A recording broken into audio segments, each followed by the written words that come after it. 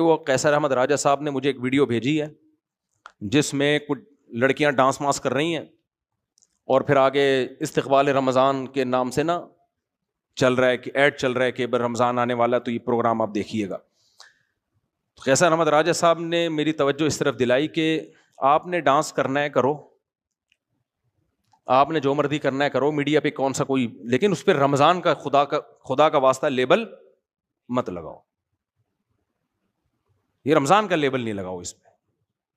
پاکستان اسلام کے نام پہ بنائے اور اس میں شک ہے کہ قرآن و سنت کے خلاف کوئی قانون نہیں ہوگا, شاعر اسلام کی حفاظت ہوگی, تو اس پہ زبردست طریقے سے اس طرح کے پروگراموں پہ احتجاج کرنا چاہیے ہمیں سوشل میڈیا پہ. تو یہ آپ نے جو کرنا ہے کر رہے ہو آپ نا, کون روک رہا ہے ملک میں, لیکن اس پہ رمضان کا, اس سے تو رمضان نا ایک رسم رہ جائے گی, سب کچھ کرتے رہو اور رمضان بھی ہے اور شوال رہے گا, رمضان رہے گا. بھائی قرآن کا حکم کیا ہے؟ ان الذین یحبون ان تشیع الفاحشۃ فی الذین آمنوا لہم عذاب علیم فی الدنیا والآخرہ.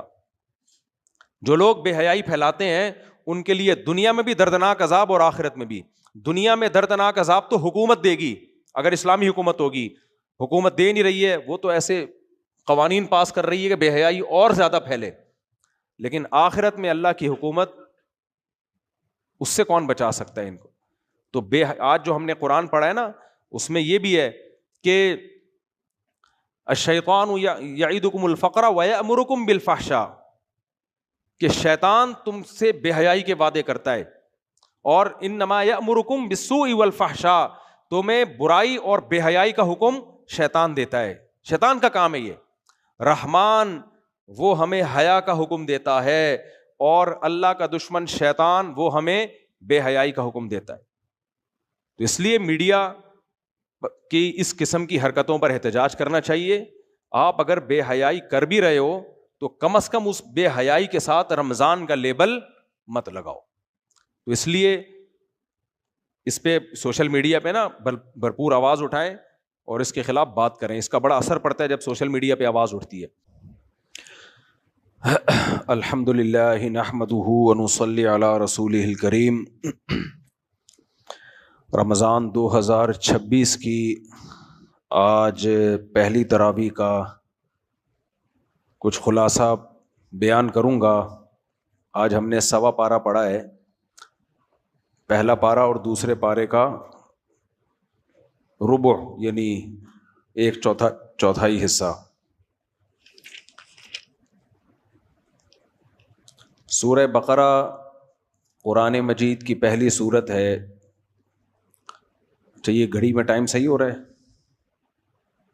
صحیح ہو رہا ہے نا؟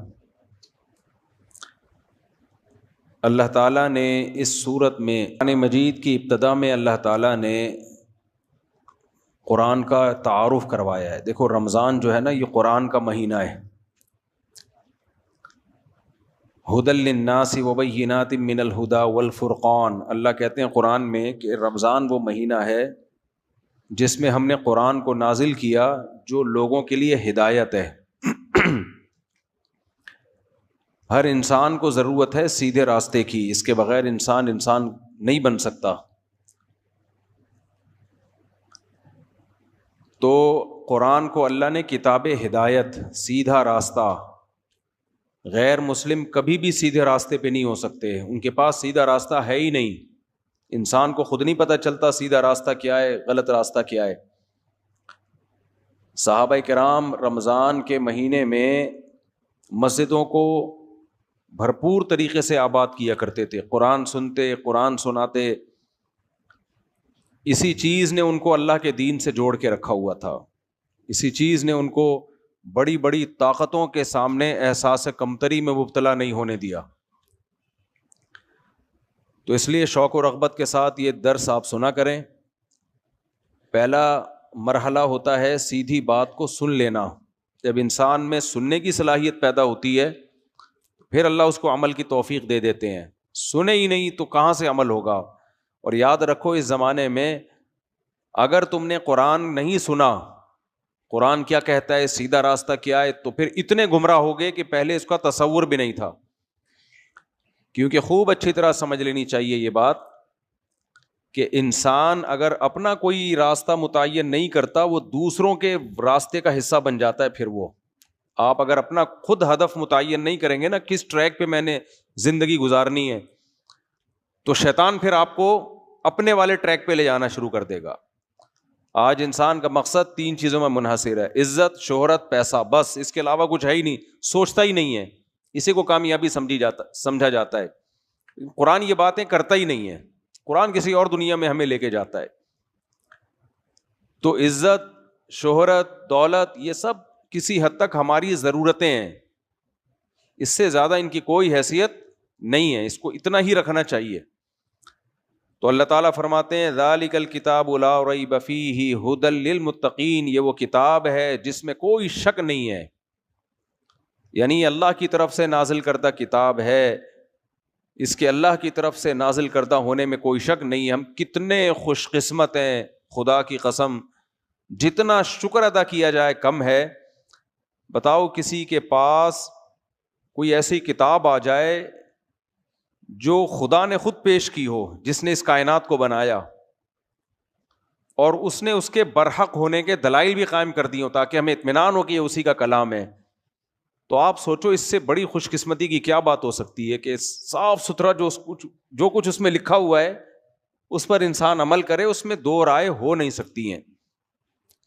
تو اللہ تعالیٰ فرماتے ہیں ذالک الکتاب لا ریب فیہ ھدی للمتقین, یہ کتاب ہے جس کے 2 تعارف. نمبر 1, اس کے اللہ کی طرف سے ہونے میں کوئی شک نہیں ہے, ھدی للمتقین, اور یہ ہدایت ہے. اس کا ٹاپک کیا ہے, اس کا موضوع کیا ہے؟ اس میں آپ کو آن لائن کمانے کے طریقے نہیں بتائے جائیں گے, اس میں آپ کو عزت اور شہرت کمانے کے طریقے نہیں بتائے جائیں گے, اس میں آپ کو صحت بنانے کے طریقے نہیں بتائے جائیں گے. آپ جب یوٹیوب پہ جاتے ہو یا شارٹ کلپس دیکھتے ہو یا ٹک ٹاک دیکھتے ہو تو بیوٹی ٹپس بتائی جا رہی ہوتی ہیں, کھانے پکانے کے طریقے بتائے جا رہے ہوتے ہیں, اس میں آپ کو گائیڈ کیا جا رہا ہوتا ہے. یہ مائک صحیح نہیں ہے بھائی, آج گڑبڑ ہے, آواز صحیح نہیں آ رہی نا, گونج رہی ہے. تو آپ جب بھی جاتے ہو نا, آپ کو مختلف قسم کی گائیڈنس مل رہی ہوتی ہیں. کوئی ڈاکٹر بتا رہا ہوتا ہے کینسر سے بچنے کا طریقہ, کینسر کا علاج, موٹاپا کم کرنے کا طریقہ. باڈی بلڈر کو آپ دیکھیں گے وہ آپ کو بتائے گا جم میں مسل بنانے کا طریقہ.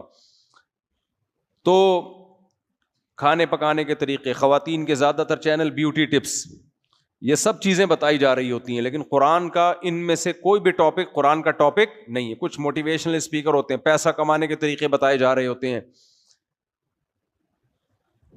تو قرآن ان میں سے کسی ٹاپک کو بھی نہیں چھیڑتا. وجہ اس کی یہ ہے, قرآن کہتا ہے کہ میں انسان کو وہ چیز بتاؤں گا جس کے لیے انسان کو پیدا کیا گیا ہے. تو یہ بہت ہی عظیم ٹاپک ہے قرآن مجید کا. آواز صحیح کرو یار اس کی, میرا گلا بہت ابھی سے بیٹھ گیا رمضان سے پہلے. تو اللہ فرماتے ہیں ہدن, یہ گائیڈنس ہے, ہدایت ہے, یہ بتائے گا سیدھا راستہ کیا ہے اور غلط ٹریک کون سا ہے.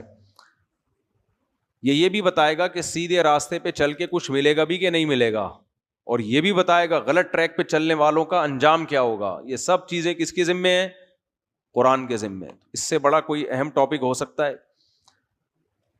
للمتقین, ان لوگوں کے لیے جو اللہ سے ڈرنا چاہتے ہیں یا سیدھا راستے پہ چلنا چاہتے ہیں. متقین کا مطلب یہاں جو تقویٰ چاہتے ہیں. کیا مطلب؟ اس سے ہدایت ان کو ملے گی جو ہدایت کی نیت سے اس کو سنتے اور پڑھتے ہیں. دیکھو جب ہم دنیا میں کوئی دوا کھاتے ہیں نا, کوئی علاج کی, آپ پیناڈول کھائیں, سر درد کی نیت, آپ یہ نیت کریں کہ اس سے میرا سر ٹھیک ہوگا, یا نیت نہ کریں, آپ کی نیت کا اس دوا پہ کوئی اثر ہوگا؟ بولو, نہیں ہوگا. اس نے جو کام کرنا ہے وہ کرے گی. لیکن قرآن کہتا ہے کہ اس سے ہر ایک کو ہدایت نہیں ملے گی. اس سے ہدایت اس کو ملے گی جو اس کو پڑھتے اور سنتے ہیں اس نیت سے کہ ہمیں سیدھا راستہ مل جائے. ضدی اور ہٹ دھرم نہیں ہے وہ. یہ جو ایتھیس اور ملحد لوگ ہیں نا, یہ ضدی اور ہٹ دھرم ہو کے قرآن سنتے اور پڑھتے ہیں. میں نے ایک ایتھیس کے پاس ایک ویڈیو بھیج دی, بہت زیادہ خدا کے وجود کا انکار کرتا ہے. میں نے ایک ویڈیو بھیجی,